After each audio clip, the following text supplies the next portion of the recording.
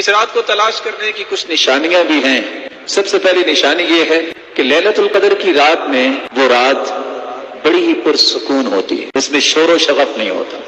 دوسری نشانی یہ ہے کہ وہ رات عام راتوں کی نسبت ٹھنڈی رات ہوتی ہے، لیکن اس میں کوئی آندھی یا اس طرح کی چیزیں نہیں ہوتی، بڑی پرسکون رات ہوتی ہے۔ تیسری نشانی اس رات میں روشنیاں ہوتی ہیں، وہ جگہ جہاں کوئی بھی لائٹ کا بندوبست نہیں، اس کا نظارہ وہاں کیا جا سکتا ہے کہ فرشتوں کے نزول کی وجہ سے اللہ عز و جلال نے زمین پہ کیسی روشنی کی۔